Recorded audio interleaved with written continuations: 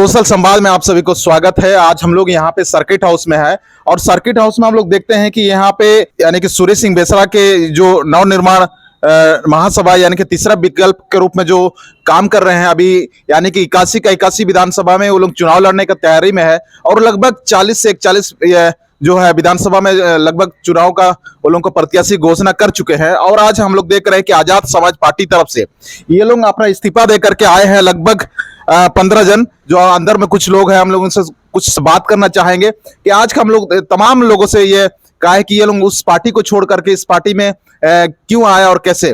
तो सबसे पहले दादा से बात करते हैं। आज जो आप लोग यहाँ पे सदस्य ग्रहण और साथ में आज बात कर रहे हैं झारखंड को लेके, अगला विधानसभा को लेके, तो क्या तैयारी को लेके किस प्रकार कर रहे हैं? देखिए, हमारी तैयारी है 81 विधानसभा चुनाव लड़ने की, जिसमें हम लोगों ने 40 सीट पे घोषणा कर दिया है और बिना विवाद हुए। और हमारी जो पार्टी है 9 और अन्य दलों के साथ में गठबंधन करके जनमत संस्था बनाई है। ये प्लेटफॉर्म के तहत हम लोग चुनाव लड़ रहे हैं और आज बहुत सौभाग्य का दिन है कि आजाद समाज पार्टी के कुछ कार्यकर्ता झारखंड पीपुल्स पार्टी में शामिल हो रहे हैं और सभी लोग जो हैं वो आज आपके सामने रूबरू हैं और इनका विचार क्या है, हमारे साथ क्यों जुड़े हैं, वो आप जानकारी ले सकते हैं इनसे। तमाम हम लोग चीजों को देखते हैं कि झारखंड विधानसभा चुनाव पहुंच रहा है और तमाम लोग इधर उधर इस पार्टी से उस पार्टी जा रहे हैं और इस पार्टी से उस पार्टी आ रहे हैं। तमाम चीजों को देखते हुए हम लोग जानेंगे पार्टी में क्यों नहीं रहे और इस वर्तमान में इस पार्टी में आने का क्या जरूरत पड़ गया है। तमाम चीजों को बात करते हैं काहे कि अभी झारखंड में चुनावी सरगर्मी तेज हो गया है। आप लोग भी कृपया तैयार रहें। आप लोग उस पार्टी को छोड़ करके इस पार्टी में क्यों आए? हम लोग इस पार्टी में आने के एक ही उद्देश्य है, जैसे कि सूर्य सिंह बेसरा जी एक त्यागी विधायक रह चुके हैं अपने कार्यकाल में। 1990 के दशक में जैसे कि उन्होंने त्याग पत्र सौंपा था बिहार सरकार को और झारखंड के बहुत बड़े आंदोलनकारी भी रह चुके हैं।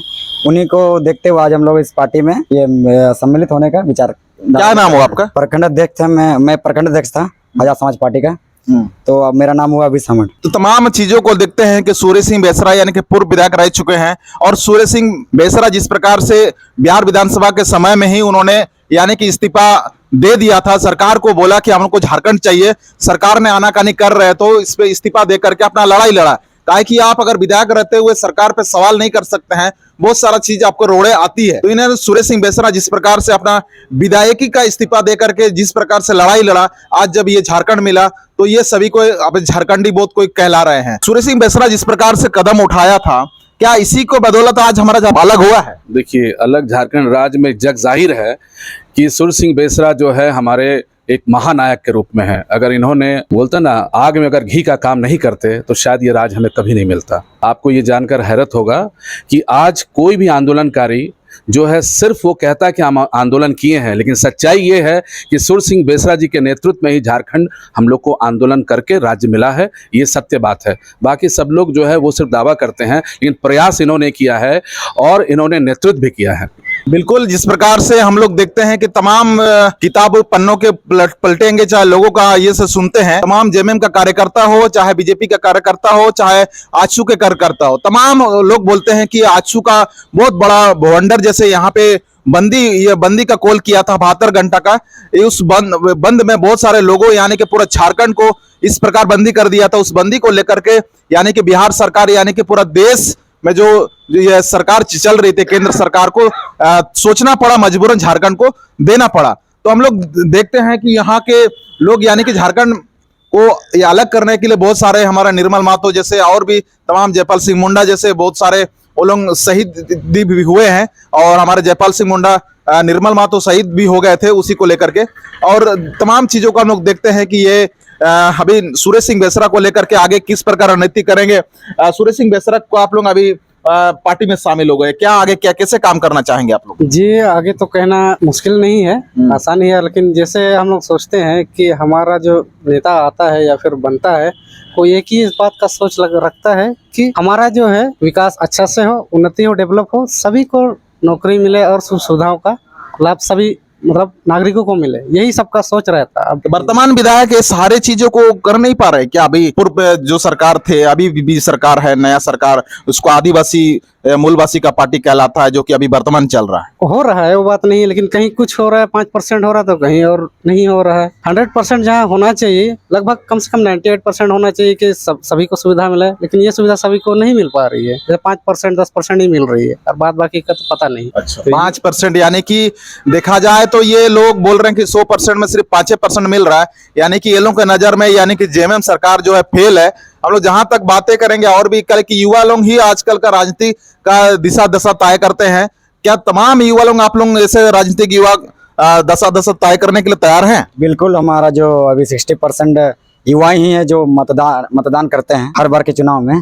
तो ये जिस प्रकार अभी जैसे कि देख सकते हैं आप, मेरे साथ जितने युवा जुड़े हैं, उसके साथ साथ हमारा छात्र कमेटी भी है, छात्र मोर्चा भी है, वो भी जुड़ने वाली है जल्द से जल्द। और हम लोग इस बार सूर्य सिंह बेसरा को भारी से भारी मतों से विजय बनाएंगे। चलिए, सूर्य सिंह बेसरा यानी कि पहले भी बहुत तेज तरार थे, जब जब वीडियो में आता है तब तक लोग देखने के लिए उमड़ पड़ते हैं, तमाम चैनलों में हम लोग देखते हैं। आप लोगों को यानी कि आप लोगों का पार्टी तरफ से क्या मैसेज रहेगा जनता के लिए? जनता के लिए मैसेज रहेगा कि बहुत देखा लोगों को, उनको भी देखा, इनको भी देखा, एनडीए को भी देखा, इंडिया को भी देखा। इस बार जनमत को देखें, और जनमत एक विकल्प लेके आ रही है, और इस विकल्प को भारी मतों से विजयी बनाए, ताकि हम अपनी नीति को लागू कर सके, जो नीति आज तक नहीं बनी है 24 सालों में। कई नीतियां हैं, बार बार दोहराने की बात नहीं है। आपको पता है कि सबसे बड़ी जो हमारी दिक्कत है, नियोजन नीति की, आरक्षण नीति की, स्थानीयता की, और इसके अलावा तमाम जो मुद्दा है, उन मुद्दों पर हमने गौर किया है, और उस मुद्दों को हम लोग जीतने के बाद लागू करेंगे, ये हमारा प्रण है। चलिए, आज जिस प्रकार से हम लोग देखते हैं कि मैया योजना का यानी कि अभी वर्तमान सरकार बड़ी जोर ढिंढोरा पीट रही है, क्या आपके घर में भी मैया लोग है? क्या लगता है मैया योजना झारखंड में बदलाव ला देगा? देखिए, वोटर को लुभाने का एक नया तरकीब है, और ये मान के चलिए कि ये घूस दिया जा रहा है 1000 रुपया वोट के लिए अग्रिम। मतलब ये झारखंड का विधानसभा खत्म होते ही मैया योजना खत्म आपके हिसाब? खजाना में तो पैसा है नहीं, विधवा पेंशन को रोक कर दिया जा रहा है, इधर का उधर, उधर का इधर किया जा रहा है, तो आप तो समझ ही सकते हैं।